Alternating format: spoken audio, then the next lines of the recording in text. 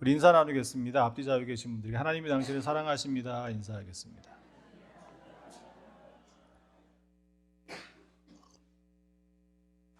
하나님 여러분 사랑하시는 줄 믿습니다. 우리 성경에서 신앙의 모범이 되는 사람이 누가 있을까 찾아보면 굉장히 여러 사람을 이야기할 수 있을 겁니다. 그 중에서도 아주 대표적으로 한 사람을 꼽는다면 그 사람은 다윗일 겁니다. 다윗은 큰 일이든 작은 일이든 늘 그 일을 앞에 두고 있으면 하나님께 늘 물었던 사람이에요. 그리고 하나님이 말씀하시면 그 말씀에 순종했던 사람, 바로 그 사람이 다윗이었습니다.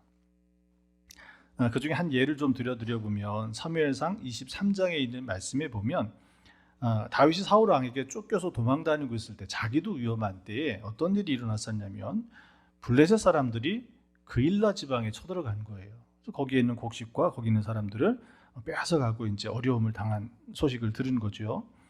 그랬더니 다윗이 이 블레셋, 그일라 지방에 쳐들어왔던 그 블레셋을 치려고 하나님께 기도합니다. 하나님께 묻습니다. 그랬더니 하나님께서 다윗에게 가서 블레셋 사람들을 치고 그일라를 구원하라 라고 응답을 주신 거죠.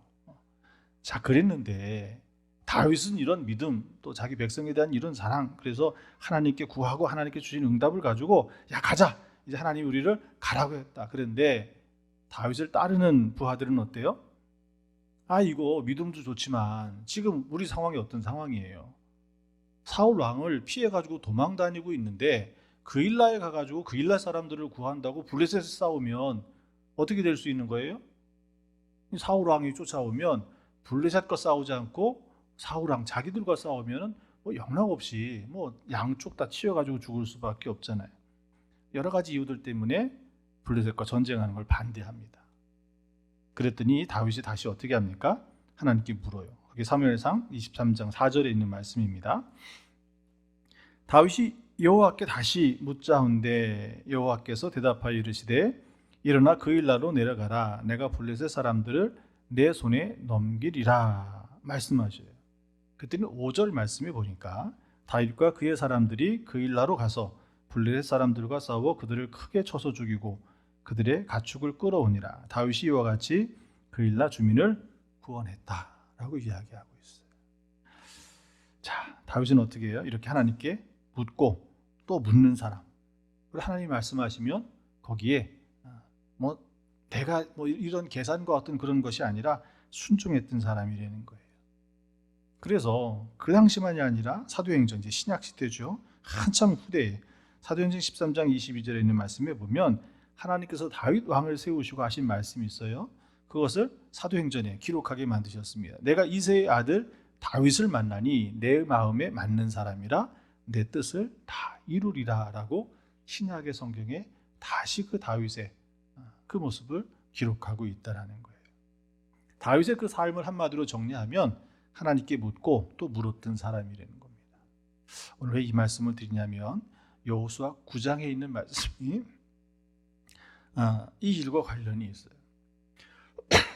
여호수아 9장에 있는 말씀은 가나안에 있었던 7 족속 중에 하나인 히위 족속, 그 중에 기브온 사람들이 여호수아를 속이고 조약을 맺는, 평화 조약을 맺는, 기브온 사람들을 살리는 그 조약을 맺는 일이 이루어집니다.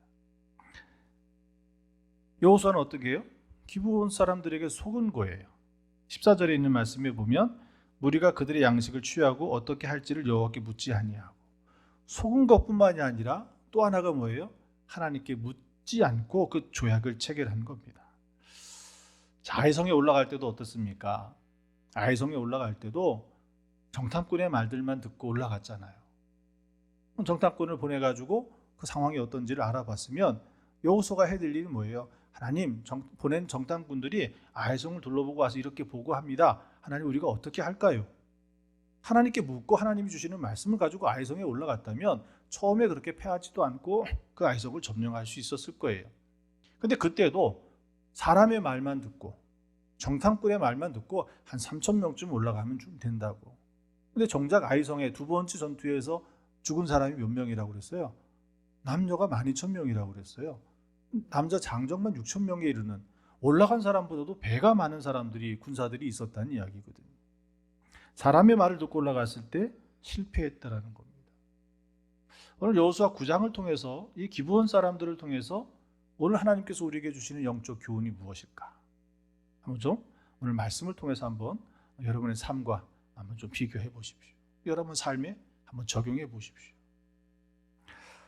첫 번째 드리고 싶은 말씀은 제가 설교 준비하다 보니까 이런 분이 있더라고요. 그 일본 전후에 종신 고용을 주장하고 좋은 물건을 싸게 공급해 사람들을 행복하게 하자라고 하는 경영 철학을 가지고 일본에서는 경영의 신이라고 추앙받을 정도로 존경을 받는 사람이 있었습니다. 그 사람이 누구냐면 마쓰시다 고노스케라고 하는 이분이에요. 이분이 한 말이 뭐냐면 적에게도 배울 것이 있다. 우리는 적을 알려고 하는 이유가 뭐예요? 그를 싸워서 이기려고 생각을 하지 그에게서 뭔가 교훈을 받고 배우려고는 생각하지 않잖아요. 근데 이 분은 그러니 경영의 신이라고 불릴 정도로 아주 이름을 냈겠죠. 적에게도 배울 것이 있다는 거예요. 오늘 이 기브온 사람들을 통해서 비록 여호수아를 속이기는 했지만 이 기브온 사람을 통해서 오늘 우리가 교훈을 받을 수 있는, 배울 수 있는 점이 무엇일까? 그렇다고 그래가지고 이 기브온 사람들처럼 내 어떤 유익을 위해서 남을 속이는 것, 이런 거짓말도 필요하다거나, 우리는 가끔 그렇게 말하잖아요. 백색 거짓말. 거짓말은 거짓말인데 나쁜 거짓말이 아니라는 거예요. 유익을 주는 거짓말이라는 거예요. 그렇게 이야기하거나 아니면 이것을 합리화시키려고 드리는 말씀이 아닙니다. 그렇게 오해하시면 안 돼요. 착각하시면 안 됩니다. 그러나 이 기브온 사람들, 비록 여호수아를 속였지만, 하나님을 속였지만 이들에게 배울 점이 있다라는 거예요. 오늘 이것을 좀 이해하려면 본문의 배경을 좀 더 살펴보는 게 도움이 되실 겁니다. 라합이, 여호수아 2장 10절에 있는 말씀에 보면 라합이 이스라엘 정탐꾼을 숨겨주면서 한 얘기가 있죠. 그게 오늘 말씀에도 그대로 나옵니다. 이 라합이 뭐라고 얘기하냐면 너희가 애굽에서 나올 때에 여호와께서 너희 앞에서 홍해물을 마르게 하신 일과 너희가 요단 저쪽에 있는 아모리 사람들의 두 왕 시혼과 옥에게 행한 일, 곧 그들을 전멸시킨 일을 우리가 들었음이라고 라합이 이스라엘 백성들에게 하나님이 어떻게 행하고 계신지를 이미 알고 있었다는 거예요. 그래서 이 라합은 어떤 것이 생긴 거예요? 하나님을 믿는 믿음이 생기고, 그래서 하나님께 자기와 자기 가족들의 생명을 맡긴 거예요. 자, 근데 9장 1절, 읽지는 않았지만 앞에 있는 9장 1절에 있는 말씀에 보면 그렇게 기록하고 있습니다. 2일 후에 요단 서쪽 산지와 평지와 레바논 앞대 연안에 있는 헷사람과 아모리 사람과 가나안 사람과 브리스 사람과 히위 사람과 여부수 사람의 모든 왕들이 이 일을 듣고 라고 기록하고 있어요. 이 이야기는 뭐예요? 라합이 듣고 있었던 것처럼 이 가나안의 7개 족속들의 왕들도 이스라엘 백성들의 그 모든 이야기를 듣고 있었다라는 거예요. 이 일이 결국 무엇이겠습니까? 라합이 이야기했던 것처럼 하나님께서 애굽에서 이스라엘 백성들을 구원해 내시고 그들이 광야에서 어떻게 요단에 가까지 이르게 되었는지, 그리고 요단 저편에서 일어났던 그 일들, 그러면서 한편으로는 그렇게 생각했겠죠. 요단강 앞에 있었던 그 이스라엘 백성들 여호수아에 대해서 말씀을 드렸을 때 여러분 기억하시죠? 요단강은 건널 수 없는 때예요. 우기가 지나가지고 물이 많아졌고 범람하고 있고 유속도 빨라서 쉽게 건널 수 없는 그러니 요단강을 사이에 두고 가나안 7개 족속들은 어떤 마음이 들었을 거예요? 그래도 안심했을 거예요. 아무리 너희가 애굽에서 나와서 광야에서 그렇게 살고 이 동편에서 그런 일이 일어났다 할지라도 요단강을 건너지 못할 거야. 우리한테까지는 그런 마음이 들었겠지만 결국은 어떻게 되어집니까? 요단강을 건너요. 길갈에 진을 쳐요. 그러면서 또 한편으로 기대는 게 뭐예요? 여리고성. 이 여리고성은 무너지지 않는 철옹성과 같은 난공불락의 요새란 말이에요. 그러니 여리고성이 우리를 대신 지켜줄 거야. 그런데 어떻게 됐죠? 아주 허무하게 무너져 내려버렸습니다. 그 다음부터는 이제 간담이 서늘해지기 시작했을 거예요. 그런데 아주 희소식이 들렸습니다. 첫 번째 아이성에서 이스라엘 백성들이 패해가지고 도망갔다는 거예요. 그럼 그렇지. 자기들처럼 성이 있는 것도 아니고 군사 무기가 있는 것도 아니고 훈련된 군사들도 아니고 니들이 어떻게 여리고성은 그냥 우연히 이겼을 거야. 근데 어떻게 됐습니까? 결국 아이성마저도 패하게 돼버려요. 아이성에 대해 말씀을 드릴 때도 한번 말씀을 드렸죠. 이 아이성이 어떤 위치에 아주 전략적으로 중요한 위치에 있었다라는 것을. 이 아이성이 어떻습니까? 중앙 고지대를 따라서 남북으로 이르는 능선을 지배할 수 있는 아주 전략적으로 아주 중요한 위치예요. 이 아이성을 넘어가면 이제는 가나안 땅 어디든지 다 그냥 손을 닿을 수 있는 곳이 바로 이 아이성이었거든요. 그리고 났더니 어떤 일이 벌어졌냐면 오늘 본문 앞에 2절에 있는 말씀에 보면 모여서 일심으로 여호수아가 이스라엘에 맞서서 싸우려 했다라고 기록합니다. 자, 뭐 당연히 쳐들어오니까 맞서 싸우는 것은 맞는 말이겠죠. 그런데 가나안의 7개 그 족속들을 한번 좀 면면을 살펴보면 이게 불가능한 사람들이라는 거예요. 필요에 따라서는 이렇게 동맹도 했지만 사실은 아웅다웅하며 지내면서 뭐예요? 도시국가로 어떻게 큰 한 나라로 묶을 수 없는 그런 사람들이었다는 겁니다. 결코 연합할 수 없는 사람들이었는데 오늘 여호수아와 이스라엘 향해 가지고 군사적인 동맹을 맺고 연합해서 싸우려고 하고 있었다라는 것입니다. 이것을 어떻게 보면 사단도 우리를 향해서 이렇게 하고 있다라는 거예요. 사단이 주의 백성들 믿는 이들을 넘어뜨리기 위해서. 그게 대표적인 모습이 바리새인과 사두개인이거든요. 이 바리새인과 사두개인들은 유대교 안에서도 서로 하나가 될 수 없는 사람들이에요. 근본적인 교리에 아주 큰 차이를 갖고 있었기 때문에 둘은 어쩌면 늘 다투고 마치 앙숙과 같은, 그러면서 유대 서로의 지도자의 자리에서 경쟁을 하는 그런 자리에 있었던 물과 기름과도 같은 존재들이었었는데 누구 앞에서 하나가 됩니까? 예수님 앞에서. 예수님을 공격하고 시험하고 도전하고 결국에는 십자가에 죽게 만드는 그 일에는 이 바리새인과 사두개인이 연합해서 하나가 되었더라는 겁니다. 이런 것처럼 가나안의 7개 족속들이 이제는 여호수아 하나님의 백성들과 싸우려고 연합하고 있었다는 거예요. 그런데 오늘 9장에 있는 말씀은 그 중에 기브온 사람들에 대해서 이야기를 합니다. 나머지 7개 족속들은 다 그렇게 여호수아와 하나님의 백성과 마치 하나님과 싸우려고 준비를 하고 있는데 이 기브온 사람들은 싸움 대신에 화친을 맺으려고 그래요. 이 기브온 사람들이 누구냐면 가나안의 7개 족속 중에 시위 족속의 사람들이에요. 이게 기브온은 하나의 족속이 아닙니다. 그냥 시위 족속 중에 일부예요.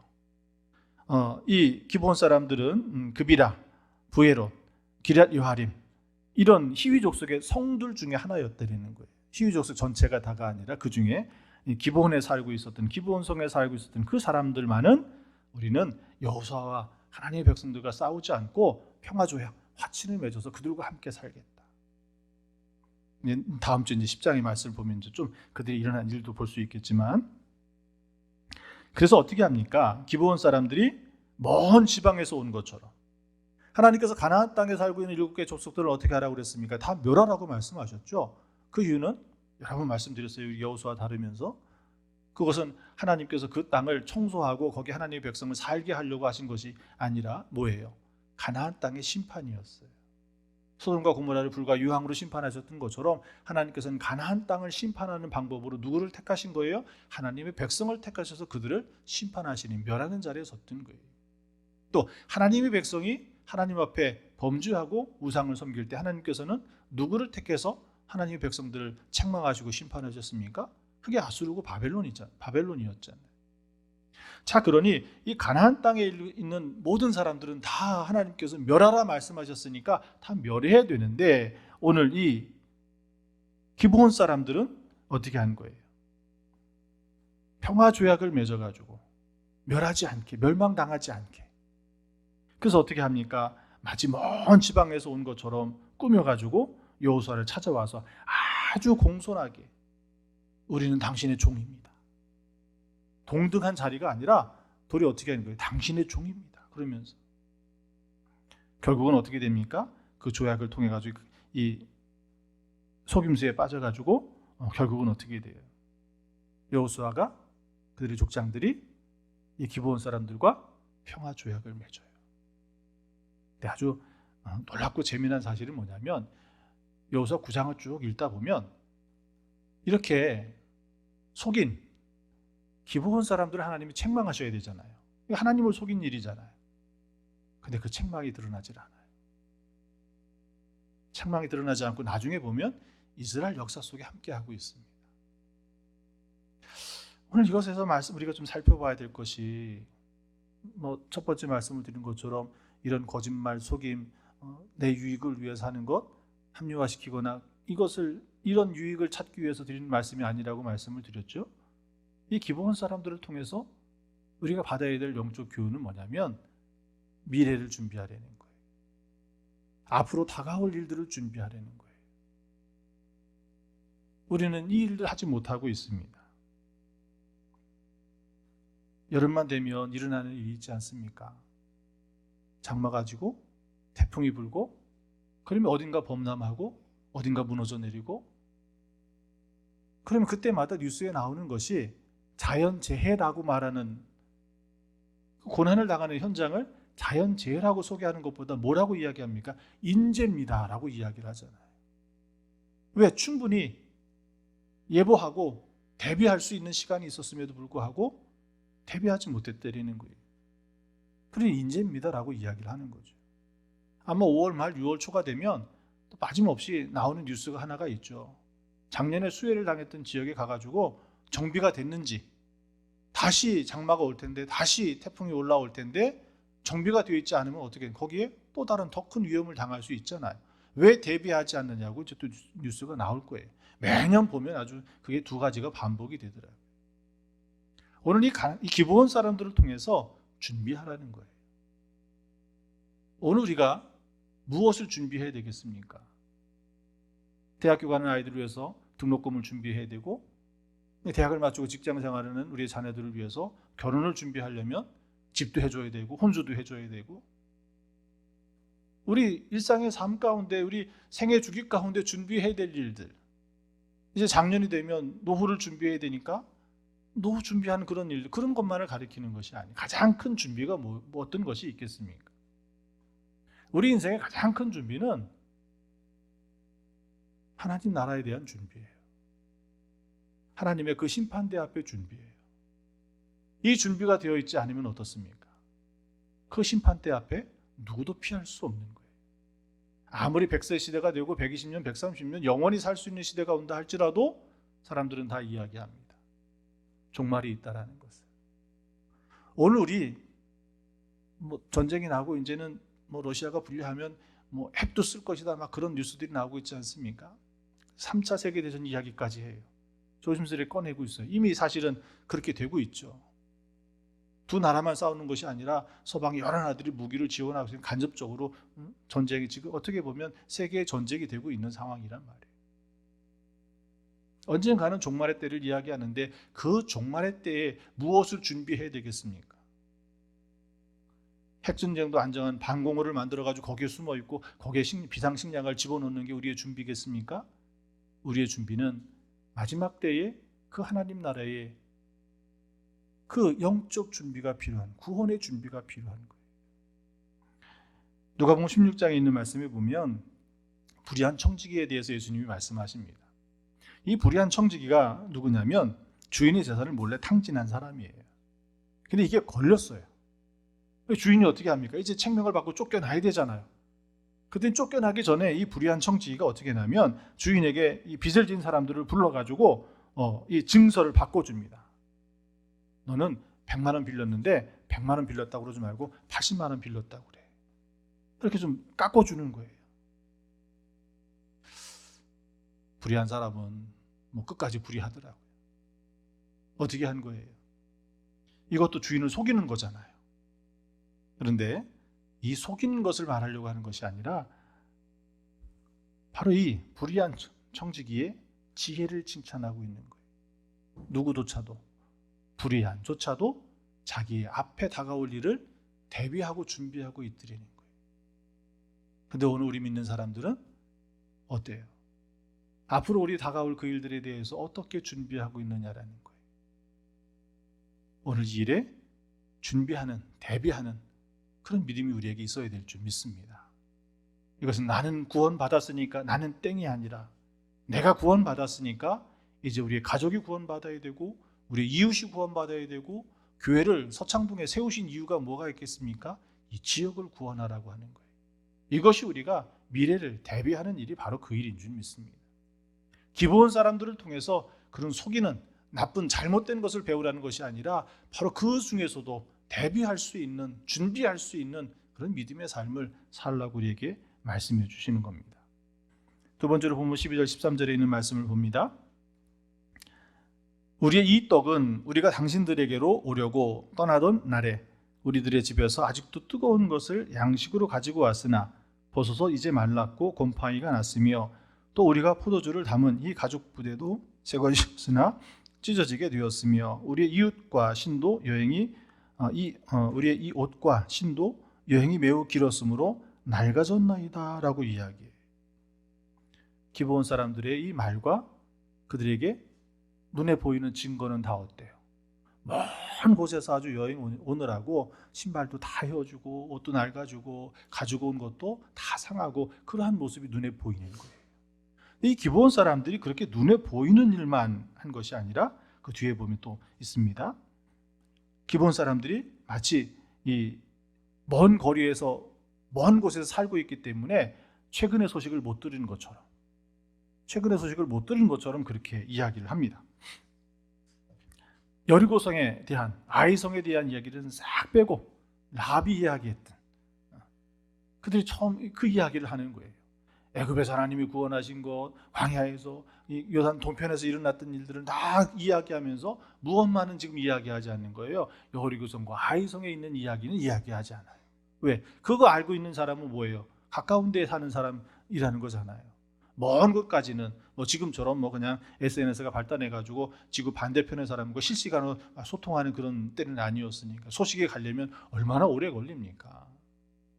그러니까 그 소식은 들어보지도 못한 것처럼 그렇게 이야기하는 거예요. 겉으로 보이는 증거는 뭐예요? 또 그러면서 납작 엎드려가지고 겸손하게 우리는 당신들의 종입니다. 감성을 움직이고 있는 거예요. 마음을 움직이고 있는 거예요. 근데 사실 이 모든 것이 다 뭡니까? 이 모든 것이 4절에서 5절에 있는 말씀에 보면 꾀를 내어 라고부터 시작하고 있다는 거예요. 꾀를 내어 자신의 모양을 꾸미되 헤어진 전대와 헤어지고 찢어져서 기운 가죽 포도주 부대를 나귀에 싣고 그 발에는 낡아서 기운 신을 신고 낡은 옷을 입고 다 마르고 곰팡이 난 떡을 준비하고 길갈 진영으로 가서 여호수아를 만났다는 거예요. 처음부터 속이기로 작정했다는 거예요. 자, 그러니 눈에 보이는 것만 가지고 그들의 어려운 형편을 들으면서 어때요? 감성을 파고드니까, 마음을 파고드니까 속을 수밖에 없는 거예요. 이런 속임은요, 아담도 하와도 속았지 않습니까? 뱀이, 사단이 유혹할 때 어떻게 유혹합니까? 진짜 하나님도 죽는데 하나님의 말씀을 가지고 살짝 어떻게 하는 거예요. 그래서 고린도후서 11장에 있는 말씀에 보면 사도 바울이 뭐라고 이야기하냐면 사단도 자신을 광명의 천사로 가정하며 그들의 일꾼들도 자기를 의의 일꾼으로 가장한다라고 경고해주고 계시다라는 겁니다. 서양 석당에 보면 이런 속담이 있습니다. 빛난다고 다 금이 아니다. 빛난다고 다 금이 아니라는 거예요. 때로는 가짜가 더 화려하고 더 빛이 납니다. 겉모습만 가지고는 판단하면 이렇게 실수할 수 있다는 거예요.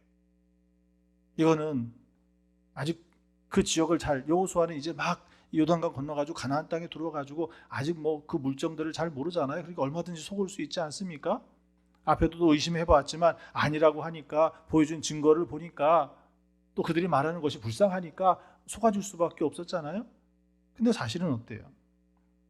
사무엘 얼마나 위대한 선지자입니까? 그런데도 이도 겉모습에 속아 넘어갈 때가 있었어요. 사울 왕을 패하고 다윗을 왕으로 세울 때 그의 아버지 이새의 집에 가가지고 그의 형제들을 다 불러서 기름 부으려고 할 때 어떻습니까? 다윗의 형 엘리압을 보았더니 왕의 제목이에요. 준수하고 잘생겼고 능력 있어 보이고 그래서 거기 기름 부으려고 하니까 하나님이 어떻게 하십니까? 막으시죠. 아니다. 사무엘조차도 선지자인 사무엘조차도 그 겉모습에 그것만 가지고 판단할 때 넘어지고 실수할 수 있었다는 것입니다. 오늘 우리는 악한 영이 사단이 우리를 시험하고 넘어뜨리려고 할 때 이것을 잘 분별할 수 있는 영적 분별력과 통찰력을 지녀야 되는 거예요. 결국은 이것은 어떻게 지켜낼 수 있겠습니까? 또 하나 중요한 것이 여호수아가 이렇게 겉모습만 가지고 판단할 뿐만이 아니라 14절 말씀입니다. 어떻게 할지를 여호와께 묻지 아니하고 하나님께 묻지 않았다라는 거예요. 하나님께 묻지 않았다는 얘기는 기도하지 않았다는 이야기예요. 영국의 청교도 신앙을 가졌던 철로역정을 쓴 존 보년이 있습니다. 이 목사님이 왕의 명령을 어겨서 감옥에 갇히는 일이 있었다고 그래요. 간수장이 이 존 보년 목사님을 잘 알잖아요. 그가 어떤 사람인지를. 그래서 이 목사님에게 이야기를 합니다. 집에 가서 가족들을 만나고 오시라고. 그래서 감옥의 문을 열어준 거예요. 그래서 이 목사님이 알았노라고 나와서 이제 집으로 가시는데 얼마쯤 가다가 다시 돌아오는 거예요. 간수장이 가족을 좀 만나고 오시라고 보내드렸는데 빨리 온 거 보니까 가족 가다가 돌아온 거 아니에요. 그래서 왜 다시 돌아오셨냐고, 얼른 가서 가족을 만나고 오시라고 했는데 걱정할 거 염려하실 거 아니냐고. 그랬더니 존 보년 목사님이 뭐라고 얘기했냐면, 당신의 호의는 고마운데 성령의 인도하시는 길이 아니라서 내가 돌아왔습니다. 그러고 났더니 얼마 안 있어가지고 왕이 그 감옥에 온 거예요. 왕이 그 감옥에 와가지고 어떻게 합니까? 감옥을 둘러볼 때 왕의 명령을 어기고 존 보년 목사님이 옥에 갇혔으니까 누구를 먼저 찾겠습니까? 만약에 이 존 보년 목사님이 간수장의 말을 듣고 집에 갔다면 어떤 일이 벌어졌을까요?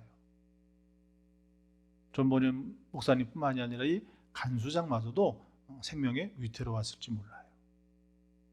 그 말을 듣고는 문을 나섰지만 그 가는 길이 어떻게 한 거예요? 그가 하나님께 묻고 기도했다라는 거죠.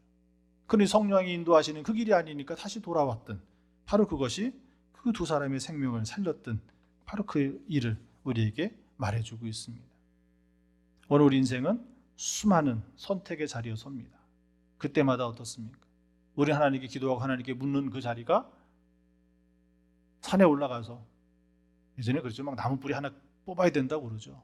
금식하며 깊은 교회 지하에 골방에 들어가서 기도하고, 중요한 선택을 하는 데 있어서 그런 것만이, 그렇게 하는 것만이 기도라고 생각하고 그렇게 하는 것만이 하나님께 묻는 거라고 생각을 하는데, 그렇게도 해야 될 때가 있고 그렇게도 해야 되지만 가장 중요한 것은 느헤미야를 통해서 배울 수 있지 않습니까? 느헤미야는 어떻습니까? 왕하고 대화하는 중에 왕이 말할 때 어떻습니까? 그때 하나님께 묵도했다고 그랬어요. 바로 그 짧은 순간에 하나님께 기도했다라는 거예요. 그 짧은 기도 가운데 하나님께서 느헤미야 선지자에게 지혜를 주셔서 그 왕에게 대답했을 때 바벨론에서 하나님의 백성들이 다시 고향으로 돌아갈 수 있는 역사가 일어나진 거예요. 오늘 우리는 매사에 어떤 일이 있을 때 하나님께 그 뜻을 물었느냐라고 하는 거예요. 우리가 그렇게 기도의 골방도 찾아 들어가야 되지만, 내가 일상의 삶을 살아가는 그 자리에서 존 버년 목사님이 그랬던 것처럼 그 걸어가는 길 속에서 하나님을 찾아 묻고 기도하는 그 믿음이 우리의 삶이 되어져야 된다는 거예요. 그래야 우리는 악한 영에게 속지 않습니다. 넘어지지 않을 수 있다라고 하는 거예요. 우리는 우리의 삶에 이것이 하나님의 말씀에 비추어 봐서 이것이 하나님께서 인도하시고 우리가 걸어가야 될 그 표대인가를 늘 살펴야 된다라고 하는 것입니다. 그러면 여호수아가 나중에 알았잖아요. 본문 뒤에 있는 말씀에 보면 알아요. 가까운 데 있어서 자기를 속였다는 걸 알아요. 그럼 어떻게 되죠? 계약 무효가 될 수 있잖아요. 파기할 수 있는 일이지 않습니까? 고대의 계약을 맺는 그 방법을 보면 그렇게 했답니다. 아주 엄숙한 맹세의 표로 재물, 짐승을 잡아가지고 두 쪽을 내서 피를 흘리고, 그리고 그 쪼개진 사이에 이 계약을 맺는 갑과 을이 함께 그 길을 지나갔다고 그래요. 그 계약은 결국은 뭐라는 거예요? 피로 맺어진 계약, 생명으로 맺어진 계약이기 때문에 어느 누구도 깰 수 없다는 거예요. 자, 근데 여호수아와 기브온 사람들이 맺은 계약은 어떤 계약이에요? 그런 고대의 전통에 따라서 맺은 계약보다도 더 엄한 하나님의 이름으로 맺어진 계약이라는 거예요. 그러니 여호수아가 실수해도 어떻게 해야 되는 거예요? 그것은 지켜야 되는 거예요. 왜? 하나님 앞에 한 약속이기 때문에. 그래서 오늘 우리도 약속을 함부로 서원을 함부로 해야 되지 하지 말아야 됩니다. 하나님 앞에서 드린 거는 나에게 불리해도 뭐가 됐든지 간에 그건 지켜내야 되는 거예요. 근데 나중에 어떤 일이 생기냐면 이 사울 왕이 이 맹세를 깨트리는 일이 생깁니다. 기브온 사람들을 죽이는 일이 일어나요. 자, 그러면 어때요? 우리가 생각할 때는 야, 시원하다. 왜 누가? 사울 왕이 여호수아를 대신해서 복수해 줬구나. 그렇잖아요. 여호수아는 어때요? 하나님께 묻지 않고 했으니까 또 책망받았을 거 아니에요. 근데 사울 왕이 야, 그걸 갚아줬구나. 시원하게 생각할지 모르겠는데 하나님께서 3년 동안 그 땅에 기근이 일어나게 해드리는 거예요.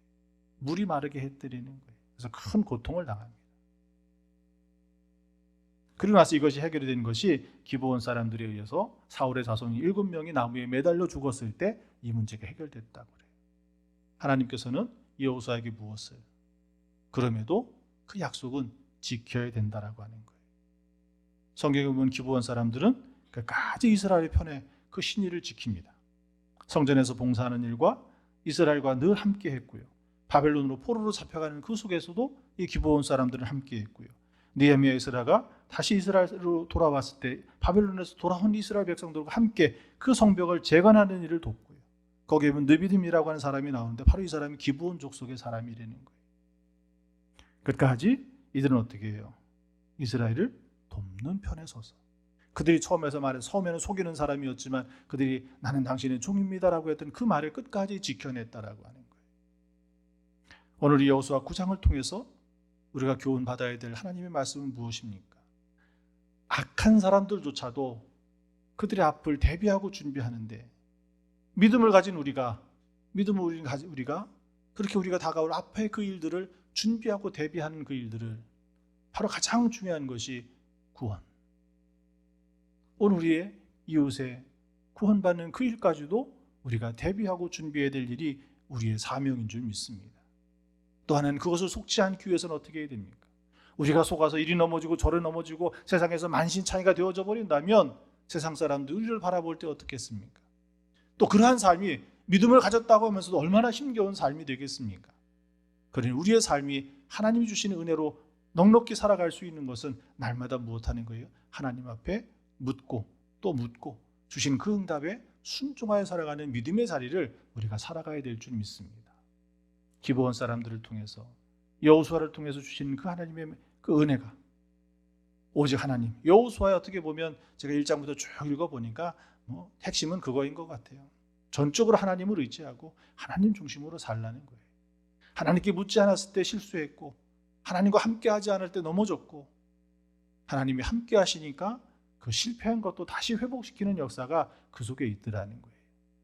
여러분의 삶의 자리에 오직 하나님만이 나의 주인 되시고 나의 구원자 되시고 내 삶의 은혜와 능력이 되시기를 축원합니다. 기도하겠습니다. 하나님 감사합니다. 오늘 우리의 삶에 예수 그리스도 주님으로 인하여 우리의 삶을 살아낼 수 있는 믿음을 주시옵소서.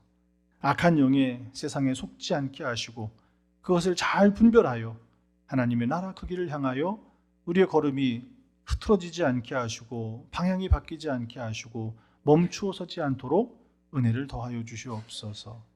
주께서 함께하여 주실 줄 믿고 우리를 권하신 예수님의 이름으로 기도합니다. 아멘.